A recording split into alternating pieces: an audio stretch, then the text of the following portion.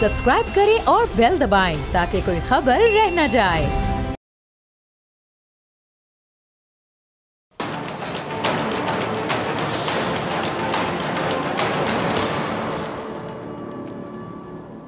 अस्सलाम वालेकुम नाज़रीन, मैं हूं डॉक्टर फ़िज़ा अकबर खान और मैं हूं पाकिस्तान और आप देख रहे हैं पाकिस्तान के सबसे बड़े न्यूज़ चैनल का नंबर 1 प्रोग्राम ऐसे नहीं चलेगा। एक शख्स ने मौलाना रूमी से 5 सवाल पूछे और मौलाना रूम ने जो जवाब दिए वो भी इंतहाई कह लें कि गौर तलब हैं। अच्छा, मौलाना रूमी से जो पहला सवाल पूछा गया वो ये था कि जहर किसे कहते हैं, और मौलाना ने जवाब दिया कि हर वो चीज़ जो हमारी ज़रूरत से ज़्यादा हो जाए वो जहर बन जाती है, खा वो क़ुव्वत हो, इक़्तिदार हो, अना हो, दौलत हो, भूख हो, लालच हो, सुस्ती हो, अज़म हो, हिम्मत हो, नफ़रत हो या कुछ भी हो, अगर ये सब ज़्यादा मिक़दार में हो तो जहर बन जाती है। अच्छा, मौलाना से फिर दूसरा सवाल ये हुआ कि खौफ किस चीज़ का नाम है। मौलाना ने इसका जवाब ये दिया कि गैर मुतवक्के सूरत हाल को कबूल ना करने का नाम खौफ है।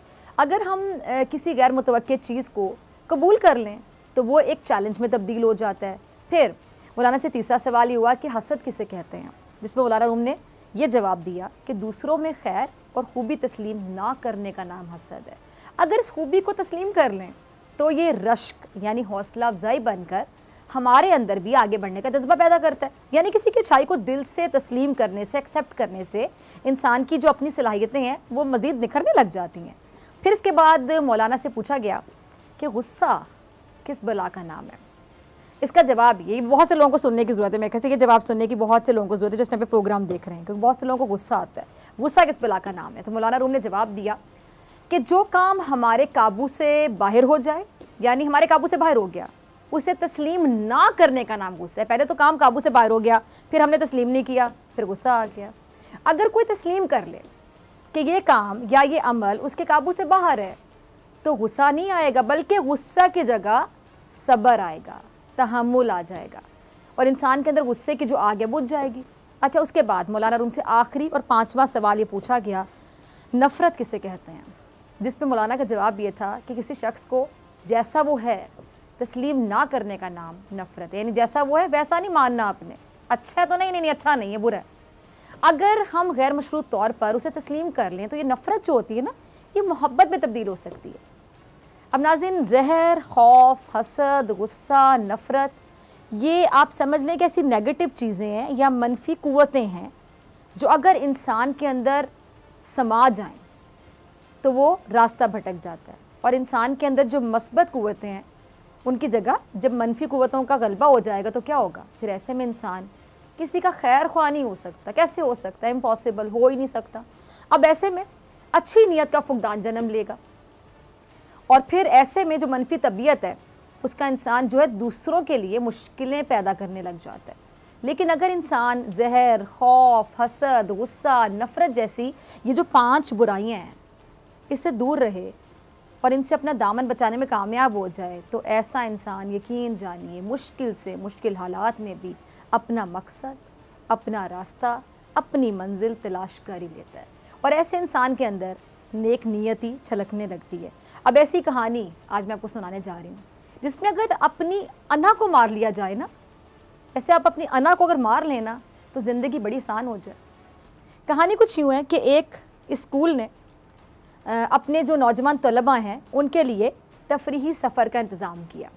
अच्छा, रास्ते में ना उन तलबा का गुज़र एक सुरंग से हुआ जिसके नीचे से बस ड्राइवर पहले भी कई बार गुजर चुका था। अब सुरंग के धाने पर 5 मीटर ऊंचाई लिखी थी, 5 मीटर, ठीक है, लेकिन ड्राइवर ने बस को नहीं रोका, हालांकि उस बस की जो ऊंचाई है ना वो भी 5 मीटर ही थी। अब ड्राइवर अना गरूर जैसी गलतफहमी में मुब्तला था और उसको ये लगता था कि उसने सुरंग से कई बार चूँकि बस निकाली है तो वो इस बार भी आराम से निकालने का कामयाब हो जाएगा, क्योंकि उसको लगता था कि वो बड़ा एक्सपर्ट है, बड़ा एक्सपीरियंस्ड है, बड़ा ही महारत वाला ड्राइवर है। लेकिन उस ड्राइवर की महारत इस बार धरी की धरी रह गई और बस सुरंग की छत से रगड़ खाकर दरमियान में फंस गई। अब बच्चे खौफ में मुब्तला हो गए। फिर बस ड्राइवर कहने लगा कि मैं हर साल बगैर किसी परेशानी के सुरंग को पार कर लेता हूँ, लेकिन पता नहीं इस बार क्या हुआ, अब हो क्या गया। अच्छा, ड्राइवर की इस बात पर एक आदमी ने जवाब दिया कि सड़क जो है ना वो पक्की हो गई है, इसलिए सड़क की जो सतह है वो थोड़ी बुलंद हो गई है। अच्छा, अब इस जगह अब रश लग गया, सारी बात लगना ही था, एक शख्स ने बस को बाहर निकालने के लिए अपनी कार से बांधने की कोशिश की, लेकिन हर बार ना रगड़ की वजह से वो जो रस्सी थी ना जिसे बांधा गया वो टूट जाती थी। अच्छा, कुछ ने बस को खींचने के लिए क्या किया कि जी एक मजबूत जो क्रेन है ना वो लाने का मशवरा दिया कि जी क्रेन ले आते हैं, और कुछ ने क्या किया कि सुरंग को खोदकर सड़क तोड़ने का मशवरा देना शुरू हो गए वो। अब ये मुख्तलिफ मशवरे थे, तजावीज़ थी। इनमें ना एक बच्चा बस से उतरा और उसने कहा कि मेरे पास इस मसले से निकलने का एक हल है। बच्चे ने अपनी बात को जारी रखते हुए कहा कि प्रोफेसर साहब ने हमें पिछले साल एक सबक दिया था, और क्या कहा था। अब देखें, है वो बच्चा लेकिन बता क्या रहा है, उसके प्रोफेसर का सबक है जो बता रहा है वहाँ पे। वो कहता है जी सबक ये दिया था कि हमें अपने अंदर से ना गुरूर, तकब्बुर, नफ़रत, खुदगर्जी और लालच, 5 चीज़ें, इनको गुरूर, तकब्बुर, नफ़रत, खुदगर्जी और लालच, ये जो 4 चीज़ें इनको निकाल देना चाहिए, जिनकी वजह से हम लोगों के सामने अपनी जो अकड़ दिखाते हैं वो अक्सर दिखाए पाए जाते हैं। अगर हम इन अल्फाज को बस पर लगा दें और बस के टायरों से थोड़ी सी हवा निकाल दें तो वो सुरंग की छत से नीचे उतरना शुरू हो जाएगी और हम यहाँ से निकल जाएंगे। अब बच्चे के मशवरे पे पहले तो सब हैरान हुए, लेकिन मशवरा शानदार भी लगा। अब वाकई क्या किया कि जो बस के टायर थे ना वहाँ से हवा का जो दबाव है, प्रेशर, उसको कम किया गया और जो बस है वो सुरंग में से आसानी से गुजर गई और सब बाहिफाजत बाहर निकल आए। अब इस कहानी का सबक, लेसन क्या मिलता है? मैं अक्सर कहती हूँ कि कहानी इसलिए सुनाई जाती है कि उससे सबक सीखा जाए, लेकिन साथ में ये भी कहती हूँ कि जो सबक सीखना चाहे, बहुत से लोग इन्हें सीखना ही नहीं चाहते। अच्छा, इस कहानी से सबक हमें ये मिलता है कि हमारे मसाइल हमारे दुश्मनों की ताकत में नहीं, खुद हम में मौजूद हैं। इसलिए अगर हम अपने अंदर से गुरूर को, तकब्बुर को निकाल देंगे तो दुनिया की सुरंग में से हमारा गुज़र बासानी हो जाएगा।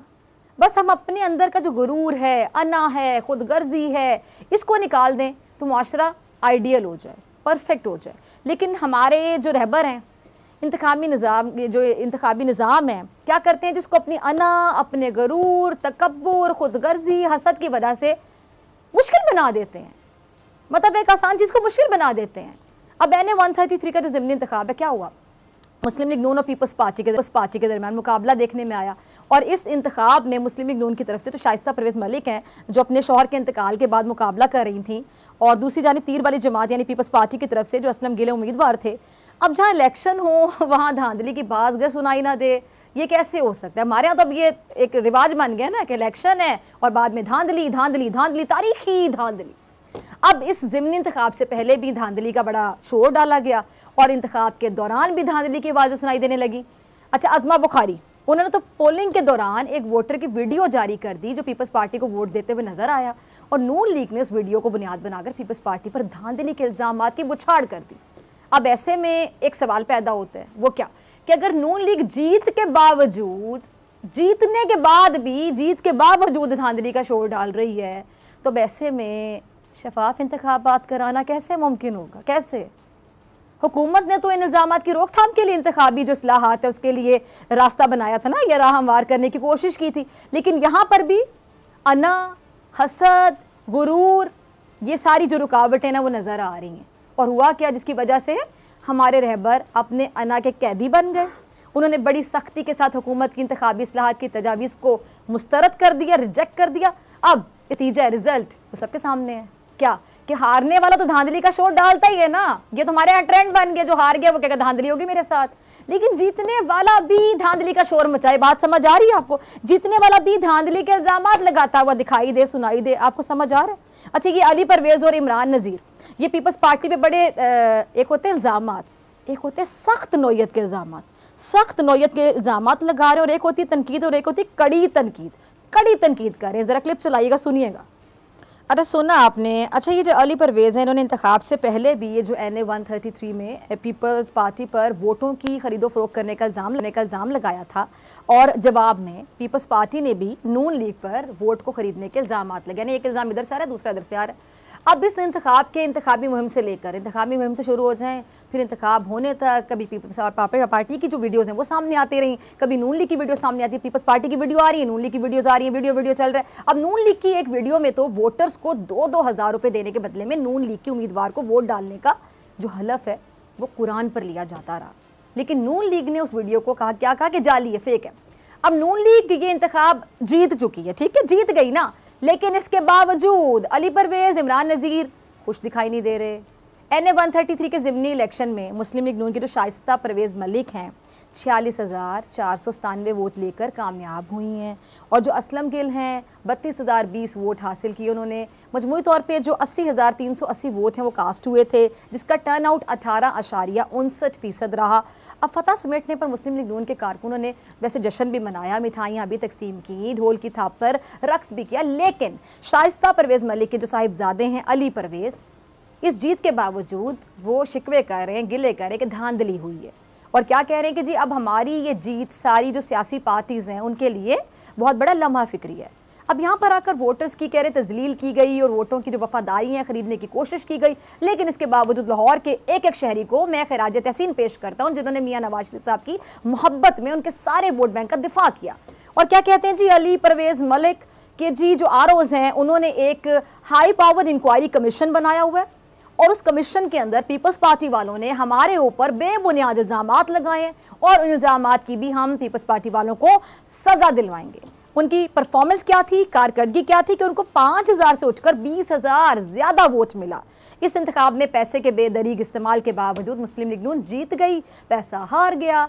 अच्छा, ये ख्वाजा इमरान नज़ीर साहब भी जो उनके वोटर्स हैं उनको बड़ा खराज तहसीन पेश कर रहे थे। क्या कह रहे थे जी जो हमारे वोटर्स हैं ना, उन्होंने लाखों और करोड़ों की ऑफर्स को ठुकरा दिया, नवाज शरीफ का परचम थाम कर रखा, और ख्वाजा इमरान नज़ीर ने पीपल्स पार्टी को आड़े हाथों भी लिया। कहते हैं जी पीपल्स पार्टी ने सिंध के अवाम का पैसा हल्का NA-133 में लगाया, और पैसे के बेदरीग इस्तेमाल पर जमहूरियत होगी, बेनज़ीर भुट्टो शहीद की रूह तड़प गई होगी। अच्छा, अली परवेज़ ने जिस तरह पीपल्स पार्टी के लिए अपनी इस जीत को लम्हा फ़िक्रिया करार दे दिया, ठीक वैसे ही हसन खाबर नून लीग के कम मार्जिन से जीतने को लम्हा फ़िक्रिया करार दे रहे हैं। हसन खाबर का क्लिप चलाइएगा टीम। अच्छा, हसन खाबर नून लीग पर तंज कर रहे हैं, बल्कि तंज के तीर और नश्तर चला रहे हैं, और क्या कह रहे हैं जी मुस्लिम लीग नून के 3 साल का बयानिया हवा में उड़ गया। वो लाहौर को अपना तख्त कहते थे, वो ये दावा करते थे कि पाकिस्तान की अवाम उनके साथ है, और क्या कहते थे नून लीग वाले कि पाकिस्तान की अवाम PTI से तंग आ चुकी है। लेकिन कल पोलिंग स्टेशन से उनके जो पॉलिटिकल एजेंट हैं अपने वोटर्स को आवाज़ें देते रहे, और लोग बताते हैं कि हर तरफ सन्नाटा था। अच्छा, हसन खाबर जो है ना वो नून लीग को मशवरा भी दे रहे हैं क्या कि इस हल्के से उनके लिए अच्छी खबरें नहीं थी, लेकिन वो फिर भी जीत गए, इसीलिए नून लीग वालों को अपनी सीट का सदका देना चाहिए। और साथ साथ ये धांधली का इल्ज़ाम लगाते हुए कहते हैं कि कुछ दिन पहले नून लीग के नोट देकर वोट खरीदने की जो वीडियो मंजरेआम पर आई थी, तो नून लीग ने बढ़ बढ़ कर ये सवाल किया था कि हमें धांधली करने की क्या ज़रूरत थी। अब कल इनके सवाल का जवाब सबको मिल गया कि इनको किस चीज़ की फ़िक्र थी, वो क्यों लोगों को नोट दे देकर वोट खरीदने की कोशिश कर रहे थे, क्योंकि नून लीग वाले जानते थे कि वो ये जो सीट है निशिस्त है, ये हार सकते हैं। अब एक तरफ हुकूमत नून लीग की जीत को भी की शिकस्त या हार करार दे रही है, और क्या कह रही है कि ठप्पा माफिया को अवाम ने मुस्तरद कर दी है। अब यही बात अता तारड़ भी हुकूमत के लिए कर रहे हैं, और वो PTI और पीपल्स पार्टी दोनों का एक साथ शिकार कर रहे हैं, यानी एक तीर से 2 शिकार। चलाइएगा ज़रा क्लिप तारड़ साहब का। अच्छा, अता तारड़ साहब की जो बॉडी लैंग्वेज आपने देखी है, बॉडी लैंग्वेज जीत के बाद ना बड़ी एनर्जेटिक सी लग रही थी, और जाहिर है जीत के बाद हर किसी की बॉडी लैंग्वेज ऐसी ही होती है, चेहरे पे इतना ही कॉन्फिडेंस होता है, बातों में इतनी एनर्जी दिखाई दी, इंतुजिज्म नज़र आ रहा होता है। अब अता तारड़ NA-133 के ज़िमनी इंतखाब की जीत को कह रहे हैं जी हकीकी मायनों में वोट को इज्जत मिल गई, वोट की इज्जत करार दे रहे हैं, और लाहौर को मुस्लिम लीग नून का गढ़ भी कह रहे हैं। अच्छा, लीगी रहनुमा PTI के वोटर्स की सूरत हाल ऐसे वाजे कर रहे हैं कि PTI का आधा जो वोटर है वो तहरीक इंसाफ को वोट देकर शर्मिंदा है, और जो बचा हुआ आधा वोटर वो इस कश्मकश में है कि अगला वोट किसको दिया जाए। और ये बात हुकूमत को भी पता है, इसीलिए तहरीक इंसाफ ने इस हल्के से इलेक्शन ना लड़ने का फैसला किया, और तहरीक इंसाफ की जो स्ट्रैटेजी है ठीक थी। आवाम में महंगाई के ख़िलाफ़ जो रद्द अमल है, दरअसल PTI वाले उससे डर के भाग गए थे। अच्छा, अता तारड़ ने पीपल्स पार्टी को भी ताने देते हुए कहा कि ये लोग वोटों की ख़रीदारी करने आए थे। हम जब कराची जाते हैं तो वहाँ के लोग हमें कहते हैं जी हमें भी एक शहबाज शरीफ दे दो जो कराची को लाहौर बना दे। अच्छा, अब दूसरी जानिब आसिफ अली जरदारी इस इलेक्शन में पीपल्स पार्टी की जो परफॉर्मेंस है उससे बड़े मुतमईन हैं, बड़े खुश हैं, और बिलावल और जरदारी ने अच्छी राजा परवेज़ अशरफ को मुबारकबाद भी दी है। और आसिफ अली जरदारी साहब का ये कहना है कि लाहौर का जो ज़िमनी इलेक्शन है वो पीपल्स पार्टी के लिए एक टर्निंग पॉइंट साबित हुआ है। पीपल्स पार्टी ने लाहौर में जो है कहते हैं कि नया जन्म ले लिया, जो पंजाब में तब्दीली का बाइस भी बन सकता है। कमर ज़मान कायरा साहब का क्लिप होगा, वो कुछ फरमा रहे हैं, ज़रा चलाइएगा।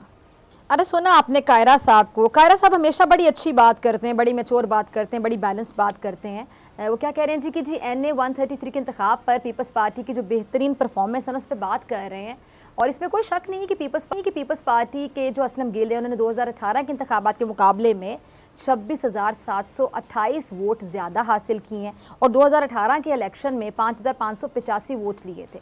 अब पीपल्स पार्टी ने पंजाब ने अपने आप को किसी हद तक मजबूत कर लिया, यानी इनकी तो एक प्रोग्रेस है ना पीपल्स पार्टी की। अब कायरा साहब ने PDM पर भी बात की और कहते हैं जी PDM के जो पीपल्स पार्टी के होते हुए जो PDM थी ना वो मजबूत हो गई थी पीपल्स पार्टी जब थी, लेकिन अब PDM में कोई जान ही बाकी नहीं रही है। अब अगर देखा जाए तो कायरा साहब कह तो सच ही रहे हैं, बहुत से लोगों को सच कड़वा भी लगेगा, सच कड़वा होता है, कह दुरुस्त रहे हैं। अब आज PDM की जो स्टीयरिंग कमेटी का इजलास शाहिद खाकान अब्बासी की ज़ेर सदारत हुआ, इजलास में लॉन्ग मार्च और ये जो स्पेशली जो असम्बलियों से इस्तीफ़ों का जो ऑप्शन है उस पर जब गौर किया गया, लेकिन अब खबर ये सामने आ रही है कि PDM इस्तीफ़ों पर फौरी इतफाक़ नहीं हो सका, लेकिन मौलाना साहब ने 23 मार्च को लॉन्ग मार्च को इस्लामाबाद ले जाने का ऐलान ज़रूर कर दिया है। अब देखते हैं PDM हुकूमत को कोई वाकई मौसर ज़रब लगाती है या नहीं लगाती है, लेकिन आप कह लें कि ज़रबे लगाने में मसरूफ़ दिखाई दे रही है। मुराद सईद का ज़रा क्लिप चलाइएगा। अब ये बाकायदा मुकाबला शुरू हुआ है हुकूमत में और वफाकी हुकूमत में और सिंध हुकूमत में, यानी पीपल्स पार्टी PTI वाले आमने सामने खड़े हुए हैं। अच्छा जी, मुराद सईद उमरकोट यानी सिंध के मैदान पर पीपल्स पार्टी को ललकार रहे थे, उन पर करप्शन के इल्ज़ामात लगा रहे थे, पीपल्स पार्टी की बैड गवर्नेंस पर भी उन्हें सख्त तनकीद का निशाना बना रहे थे। अब इसके जवाब में आपको पता है जवाब तो फ़ौरन आता है, इधर से कोई ईंट मारता है ना तो आगे से पत्थर होता, पत्थरों का ढेर लेके सामने वाला बंदा जो मुखालिफत में खड़ा है खड़ा होता है कि तुम ईंट मारो मैं पत्थरों का ढेर मारूंगा। ये चल रहा है हमारी सियासत में। सबसे ज़्यादा नुकसान किसका हो रहा है? अवाम का, वोटर का, जो कि इंतहाई मायूस हो चुके हैं। मुल्क का नुकसान हो रहा है, किसी को समझ नहीं आ रहा। अच्छा जी, अगला क्लिप होगा सईद गनी साहब का, ज़रा वो भी चला दीजिएगा जी। सईद गनी जो है मुराद से एक तरफ इशारा करते हुए कह रहे हैं कि अगर कोई मेहमान आए तो उससे मेज़बान के साथ इखलाक के दायरे में रहते हुए बात करनी चाहिए। और सईद गनी क्या कहते हैं, मुराद सईद ने बेतुकी बातें की हैं, हम पे खोखले इल्ज़ामात लगाए हैं, बिला वजह का हम पे तंज किया है। यानी अब यही हो रहा है जो मैं अक्सर प्रोग्राम में कहती हूँ कि एक दूसरे के खिलाफ नफरत, एक दूसरे को ताने देने का सिलसिला, और सबकी अंदर अंदर अन्ना, ये नहीं समझ आता कि किसकी अन्ना ज़्यादा है।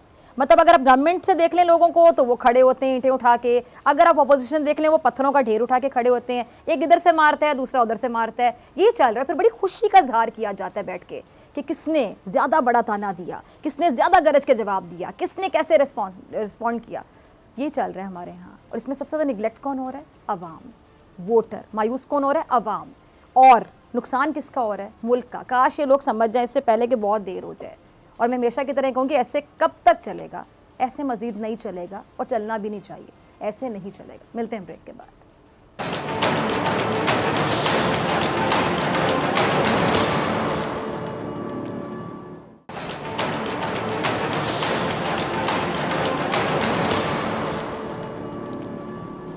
वेलकम बैक नाजरीन। लाहौर में कौमी असम्बली के हल्का NA 133 के ज़िमनी इंतखाब का मार्का मुस्लिम लीग नवाज़ की शाइस्ता परवेज़ मलिक ने जीता है, जबकि पीपल्स पार्टी के असम गिल दूसरे नंबर पर रहे हैं। और मुस्लिम लीग नून के सदर अपोजिशन लीडर शहबाज शरीफ ने NA 133 लाहौर में कामयाबी पर आवाम का शुक्रिया भी अदा किया। और पीपल्स पार्टी के शरीक चेयरमैन आसिफ अली जरदारी साहब ने NA 133 में शानदार कारकर्दगी पर कारकुनों को मुबारकबाद पेश करते हुए कहा है कि लाहौर का ज़िमनी इलेक्शन पीपल्स पार्टी के लिए टर्निंग पॉइंट भी साबित हुआ है।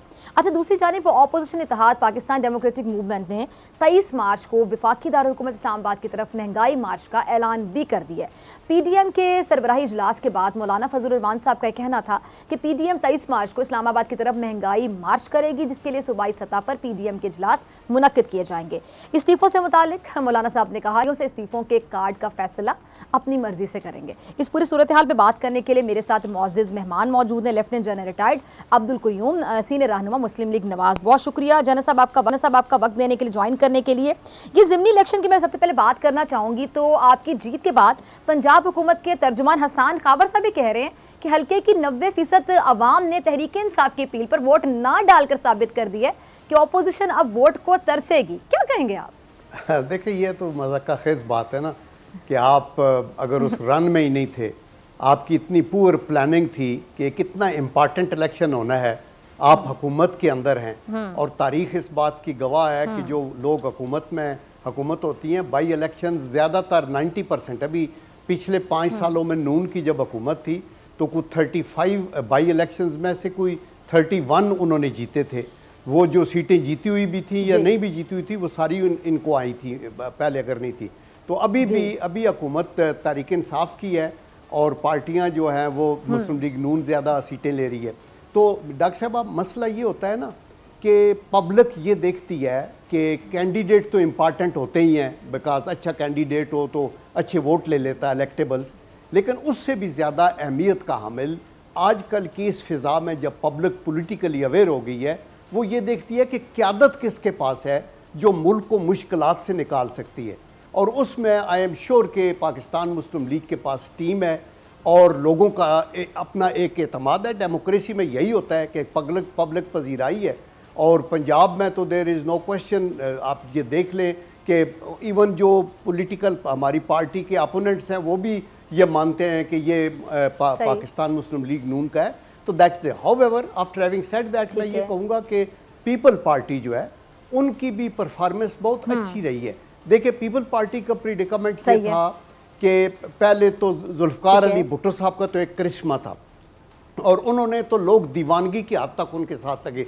फिर बेनज़ीर भुट्टो ने थ्रू हार्ड वर्क अपनी उस पोटेंशियल को साबित किया और पार्टी को जोड़ा, तो लोगों ने कहा कि चारों सूबों की जंजीर बेनज़ीर। इसके बाद उनकी डेथ के बाद बहुत वैक्यूम आया और अभी जो है कुछ ये थोड़ी अगली बेहतरी अगर आई है तो ये अच्छी बात है, चूँकि वो ग्रास रूट लेवल की पार्टी है, बट उनको बहुत मेहनत करनी पड़ेगी और अगर वो मार खाएंगे तो मरकजी क़यादत की वजह से खाएंगे। जो फेस सामने हैं उनके अंदर अगर उनको ये तवक्को, और फिर सेकेंडली सिंध की हुकूमत उनके सामने है, लोगों के सामने कि वहाँ परफॉर्मेंस क्या है, वहाँ कमिटमेंट उनकी कितनी है, क्या हो रहा है। तो आई थिंक कि अगर पाकिस्तान को आगे लेके जाना है तो स्ट्रॉन्ग पार्टीज को आगे आना होगा और मुस्लिम लीग नून एक पाकिस्तान की सबसे बड़ी और सबसे स्ट्रॉन्ग पार्टी।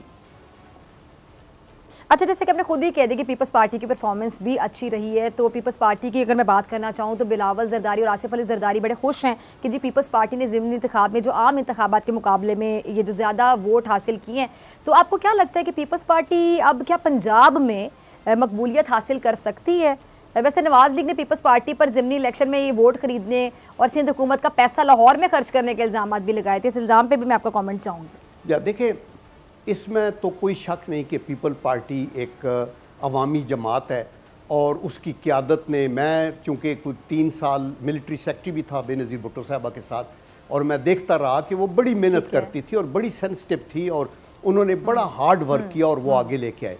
लेकिन आफ्टर हैविंग सेड दैट अभी जो लीडरशिप का वैक्यूम है उसकी बुनियाद के ऊपर अभी जो इनको लाहौर में वोट मिल गया ना 32,000, इसमें जहाँ एक तरफ खुश हो सकते हैं और हौसला अफजाई है, वहाँ उनको ये भी पता होना चाहिए कि लाहौर में या प्रो मुस्लिम लीग वोट है या एंटी मुस्लिम लीग वोट है।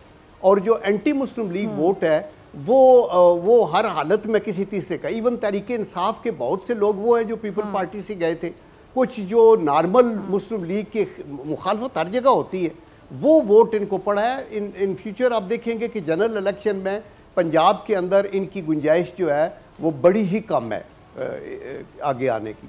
ठीक है, ठीक है, पंजाब में आप इनको नहीं देखते, आप नहीं बढ़ता हुआ देखते इनको पंजाब में, इनकी मकबूलियत को। ठीक है। अच्छा जनरल साहब, ये अपोजिशन इत्तेहाद पाकिस्तान डेमोक्रेटिक मूवमेंट ने 23 मार्च को ये जो महंगाई मार्च का ऐलान कर दिया है, आपकी जमात शहबाज शरीफ साहब की क़यादत में इसमें हिस्सा लेगी या फिर नवाज शरीफ साहब वापस आएंगे पाकिस्तान? देखिए, पीडीएम के जो फैसले हैं वो मुत्तफ़िक़ा फैसले होते हैं ना, सारी पार्टियां उसमें 9-10 पार्टियां हैं और उसमें मुस्लिम लीग नून एक मेजर कंपोनेंट है। तो आई एम श्योर कि महंगाई मेन इशू है और आजकल जो महंगाई का मसला है ये नॉर्मल पॉलिटिक्स तो है नहीं। आपने देखा है कि लोगों का जीना मुश्किल हो गया है, बल्कि तो ये एक ह्यूमैनिटेरियन कैटास्ट्रॉफी में बदलता जा रहा है। हम लोग ग्रास रूट के लोग हैं, हमारी रूरल बैकग्राउंड से हूँ मैं, लोगों को मिलते हैं बखुदा जो लोग सफ़ेद पोश कुछ गुजारा चला रहे थे अभी बिलक रहे हैं, लोगों से लोन मांग रहे हैं, मैंने ये बिल गैस का देना है, बिजली का देना है, दूध के पैसे हैं, फ़ीस बच्चों की देनी है, हर चीज़ ट्रांसपोर्टेशन के अखराजात बढ़ते जा रहे हैं, तो लोगों का जीना आराम होता जा रहा है ना। तो दैट इज़ द रीज़न कि अपोजिशन के लिए ये एक ज़रूरी बात है कि वो इलेक्टेड लोग हैं और उनको वो पॉइंट्स हाईलाइट करने हैं जो लोगों की मुश्किलात का बायस बन रहे हैं। तो दैट इज़ द रीज़न कि ये कहते हैं कि हम मार्च करेंगे, ये तो टिल एंड ये करते रहेंगे। और 23 मार्च को अगर इन्होंने अनाउंस किया है तो आई एम श्योर कि इसके साथ पूरी पब्लिक, वो जो पॉलिटिकल सेंस रखते हैं या नहीं रखते, लेकिन अफेक्टेड पब्लिक जो है वो इनके साथ शामिल होगी और वो प्रोटेस्ट में शामिल है। इवन तहरीक इंसाफ के अपने लोग बहुत सारे, वो खुद इसको मानते हैं कि ये जो कुछ हो रहा है इसका कोई सिरा पैरा हमें नज़र नहीं आ रहा।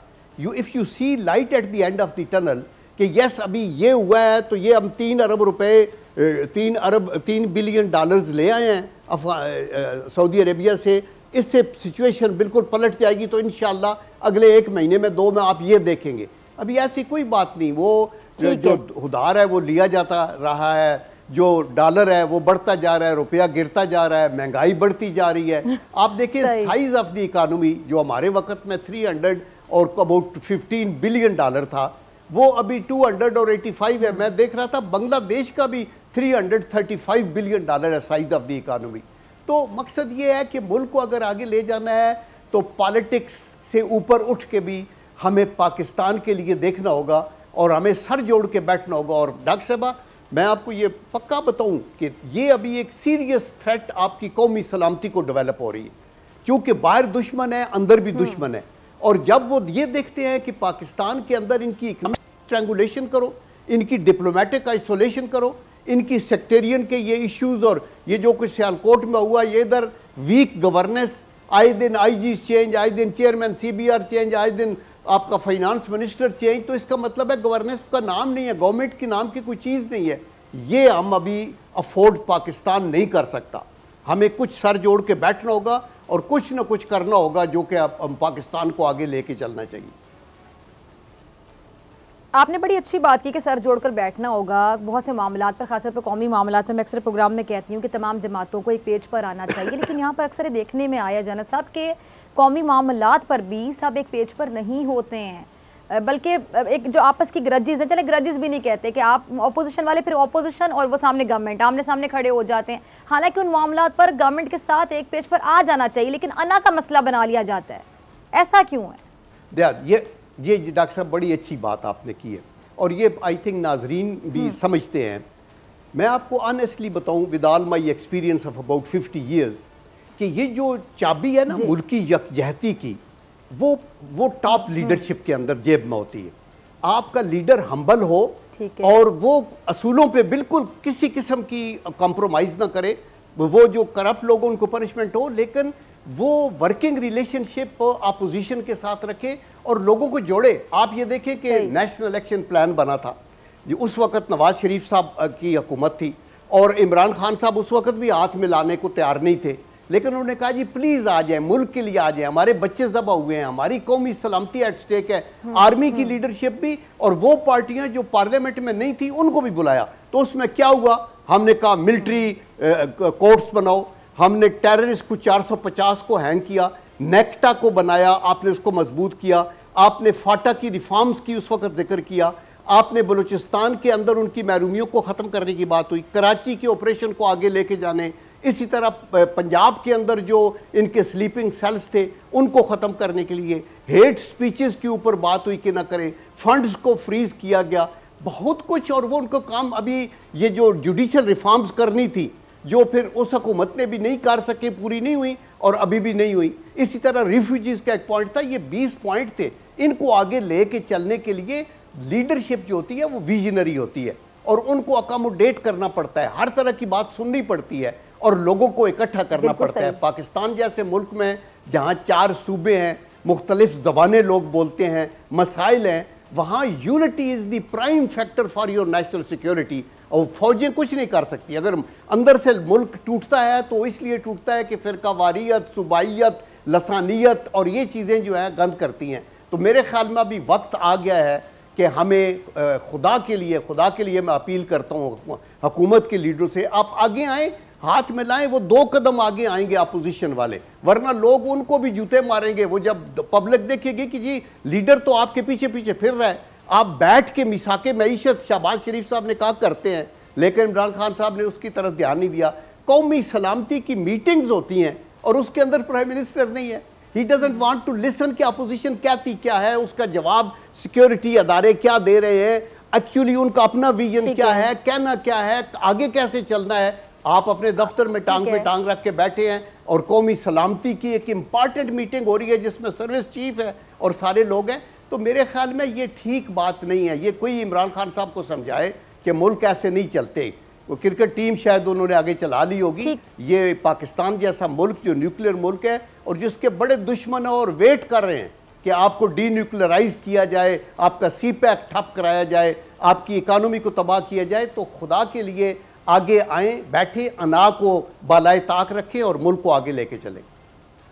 अच्छा जनरल साहब, मुझे कभी समझ नहीं आती, इतनी कन्फ्यूजन हो जाती है कि अब मुस्लिम लीग नवाज के आप सीनियर रहनुमा हैं, आप जब बात कर रहे हैं तो लग रहा है कि सारा मसला गवर्नमेंट की तरफ से आता है, वो लोग साथ नहीं बैठते हैं, उनका आना का मसला है, उनका कोई इस तरह का मसला है। लेकिन गवर्नमेंट की तरफ से मौक़िफ़ आता है, जितने भी वज़रा को हम बात करते हुए सुनते हैं, जितने भी वज़ीर मुमलिकत बात कर रहे होते हैं, कोई भी वहाँ से बात कर रहा होता है PTI से, उनका ये कहना होता है कि जी अपोजिशन को हम दावत देते हैं, बैठे हमारे साथ, अपोजिशन हमें हाथ नहीं पकड़ाती है, वो सिर्फ तनकीद बराए तनकीद करने के लिए हैं, हमारे जो गलतियाँ हैं उनको सिर्फ हाईलाइट करने के लिए, और गलतियों को कई दफ़ा ज़्यादा हद से ज़्यादा हाईलाइट कर दिया जाता है।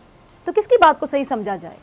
देखिए डॉक्टर साहबा, लोग जो है ना बड़े पॉलिटिकली अवेयर हैं। पाकिस्तान की अवाम जो उनका तल्लुक किसी पार्टी से भी हो या वो न्यूट्रल भी हो, उनको पता है कि पार्लियामेंट अगर नहीं फंक्शन कर रही या इफेक्टिव नहीं है तो इसकी वजह क्या है। देखिए, leader of the house and वो जो है इम्पॉर्टेंट है। इवन जो स्पीकर नेशनल असम्बली है, अगर वो अपने इम्पार्शल या गैर जानबदार क्रीडेंशियल्स को बहाल रखे तो उसका भी एक उनके ऊपर असर होता है, अपोजिशन को वो साथ मिला लेता है। आप ये देखिए कि मैं खुद पार्लियामेंटेरियन रहा हूँ, 6 साल मैं सेनेट में बैठता रहा हूँ। किसी चीज़ को आगे चलने ही नहीं देना, यानी जहाँ के मसाइल को हम हल कर भी सकते हैं बैठ के, तो वो भी नहीं किया जाता। और ये सच्ची बात है कि जो चाबी है मुल्क की पार्लियामेंट को बावकार बना के चलाने की, वो हुकूमत की जिम्मेदारी ज़्यादा है। अपोजिशन की भी ज़रूर है, लेकिन इतनी नहीं जितनी हुकूमत की है। और मौजूदा जो स्टैंड ऑफ है अनफॉर्चुनेट, जिसमें वर्किंग रिलेशनशिप नहीं है, जिसमें प्राइम मिनिस्टर कहता है मैं हाथ नहीं मिलाता क्योंकि इनकी इज्जत अफजाई हो जाएगी, लेकिन TTP के लोगों से बैठना चाहिए, बातचीत करनी चाहिए, ये करनी चाहिए। हम इंडिया से भी बात करना चाहते हैं, मिस कॉलें देते रहे मोदी को, उधर अमेरिका से भी कर रहे हैं, लेकिन अपने वो लोग जो इलेक्ट होके आए हुए हैं and they are as important, उनको खुदा के लिए सामने बिठाएं और पूछें। You may agree to disagree, you may not listen उनकी बात, लेकिन बातों को सुन के रजिस्टर करें और विद ऑल ऑनेस्टी अगर कोई अच्छा पॉइंट है तो उसको ले। टॉप लीडरशिप का जो है यही वकार होता है, वो अच्छी चीजों को एक्सेप्ट करते हैं और जो दूसरी चीजों को है वो उसको या दूसरे को कन्विंस करो या ठीक है जनरल अब्दुल कयूम साहब, बहुत शुक्रिया आपके वक्त के लिए। मुझे ब्रेक पे जाना है, ब्रेक के साथ मौजूद होंगे जनरल अमजद शुएब साहब।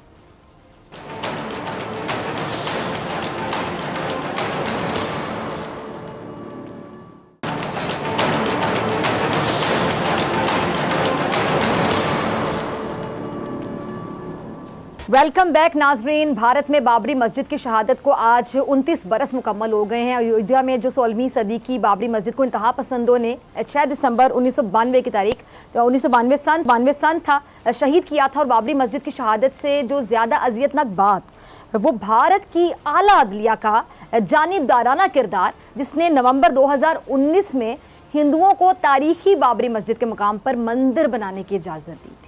भारतीय सुप्रीम कोर्ट ने फैसला सुनाते हुए हिंदुत्वा नजरिए को तरजीह दी।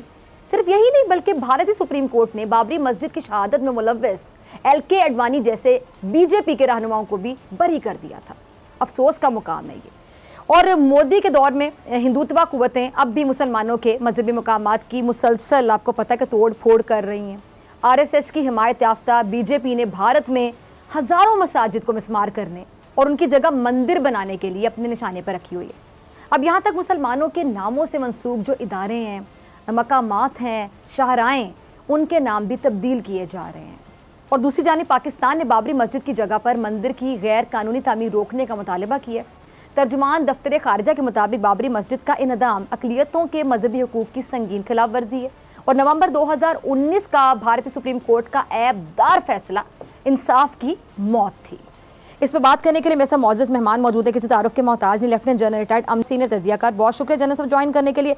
जनरल साहब, भारतीय जनता पार्टी के इंतहा पसंदों ने रियासती सरपरस्ती में बाबरी मस्जिद को शहीद किया था और भारतीय सुप्रीम कोर्ट का फैसला, भारत की जमहूरियत, जो निज़ाम इंसाफ है, उस पर काला धब्बा है। पाकिस्तान ने बाबरी मस्जिद की जगह मंदिर की जो गैर कानूनी तामीर है वो रोकने का मुतालबा भी किया है। इस पूरी सिचुएशन को आप कैसे एनालाइज करते हैं? बिस्मिल्लाहिर्रहमानिर्रहीम। देखिए, भारत जो है वो बिल्कुल मुकम्मल तौर पे एक डिफरेंट डायरेक्शन में चला गया, जैसे हिंदुत्व का कहते हैं। और ये बीजेपी की गवर्नमेंट जब आई तो इलेक्शन में पहला इनका मैनिफेस्टो का पहला पॉइंट ही था। लिहाजा वो रिलेंटलेसली बिल्कुल पूरी एक आप कह लीजिए कि जोशो जज्बे के साथ इसको परसू कर रहे हैं। उसमें जो प्रॉब्लम आई है सबसे बड़ी, जो मैं समझता हूँ सबसे बड़ी ज्यादती हुई है, वो ये है कि ये हिंदुत्व का किस्सा जो है वो हावी नजर आता है आपको अदालतों में भी और एडमिनिस्ट्रेशन में भी।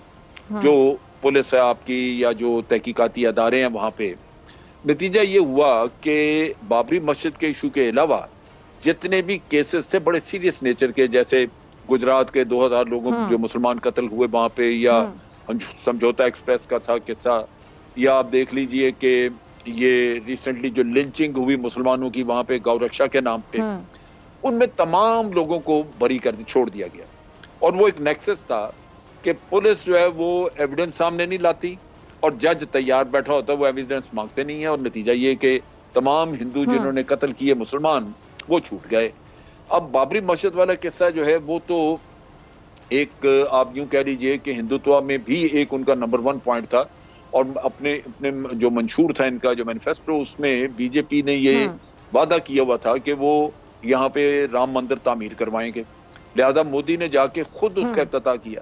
तो तवक्को करना कि ये रुक जाएगा वहां पे जहाँ पे पूरा निजाम जो है वो हिंदू मेजॉरिटेरियनिज्म की तरफ चला गया है, वहां ये पॉसिबल नहीं है, ये तवक्को नहीं रखनी चाहिए। हाँ, अलबत्ता इंटरनेशनल कम्युनिटी बड़ा दबी जबान से जिक्र जरूर करती है कि जी भारत में अब ह्यूमन राइट्स वायलेशन बहुत ज्यादा हैं, भारत में ये एक्सट्रीमिज्म बहुत आ गया है, रिलीजियस एक्सट्रीमिज्म, और ये बातें हो रही हैं। लेकिन आप देखिए कि कितनी मुनाफत और मुफादात की सियासत है। खुलकर इसलिए नहीं कि आप रिसेंटली देखिए कि पेंटागन की अपने एक थिंक टैंक है जो कि इन चीजों को स्टडी करते हैं। उन्होंने रिकमेंड किया कि भारत के ऊपर सैंक्शंस लगनी चाहिए फौरी तौर पे, क्योंकि वहां पे 9 महीने के अंदर 305 हमले हुए हैं इनके चर्चेस के ऊपर, गिरजाघरों के ऊपर। तो वो जो 305 हमले में वो मुसलमानों पे जो बहुत अरसे से जुल्म हो रहा है उस पे नहीं वो जागे, लेकिन क्रिश्चियंस का किस्सा हुआ तो वो जागे।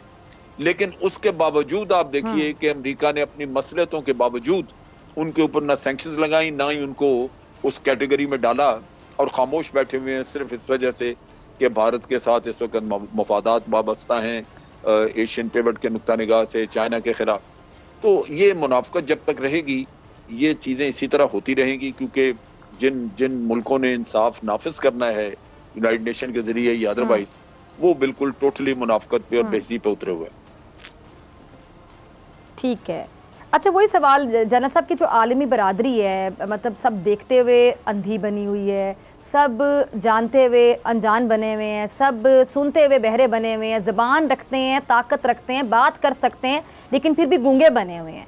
तो ये इनके तो हम कहते हैं जी मुफादात हैं, जी टेम्परेरी मुफादात जो हैं वो इंसानियत पे भारी हैं। तो मुफादात तो हमेशा रहेंगे, अगर इनके मुफादात रहेंगे, इंटरेस्ट रहेंगे, तो हमेशा ही इस तरह का सिलसिला चलता रहेगा। सिर्फ पाकिस्तान आवाज़ उठाता रहेगा, और किस हद तक पाकिस्तान का आवाज़ उठाना इन मजलूमों पर जिन पे जुल्म के पहाड़ तोड़े जा रहे हैं उनके लिए फ़ायदेमंद साबित हो सकता है, खासतौर पर अगर मैं कश्मीर की भी बात करूँ।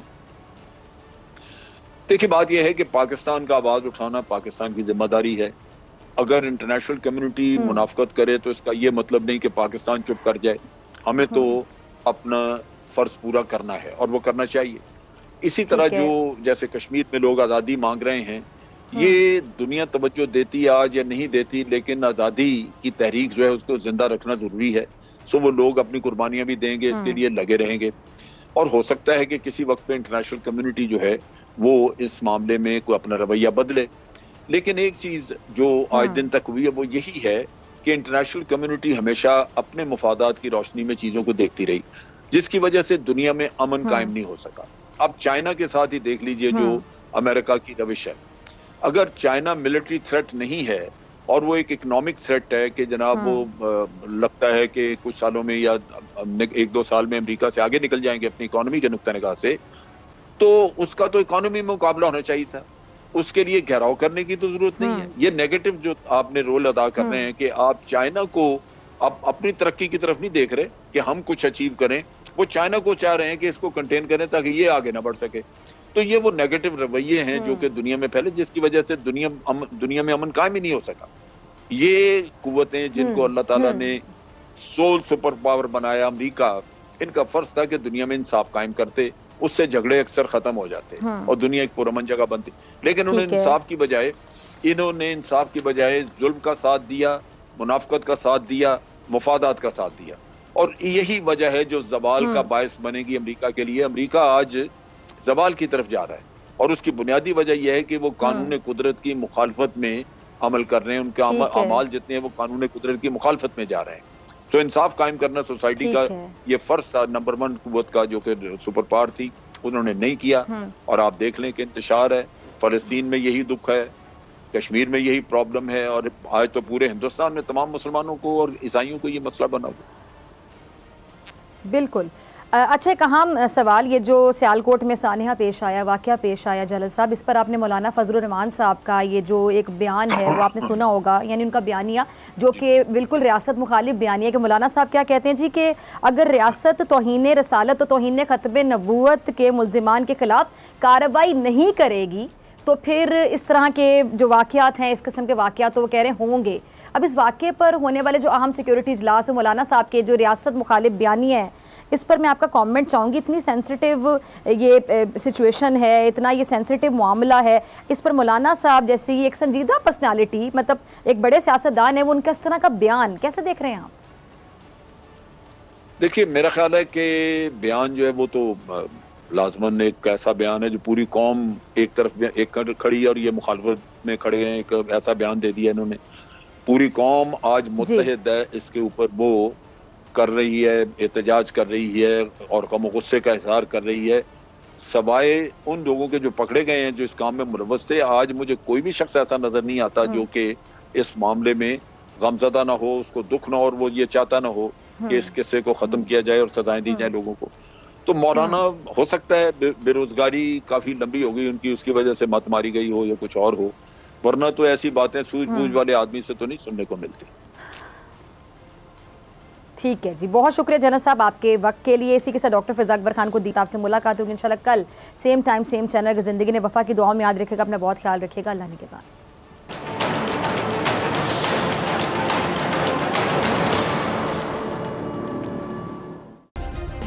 सब्सक्राइब करें और बेल दबाएं ताकि कोई खबर रह न जाए।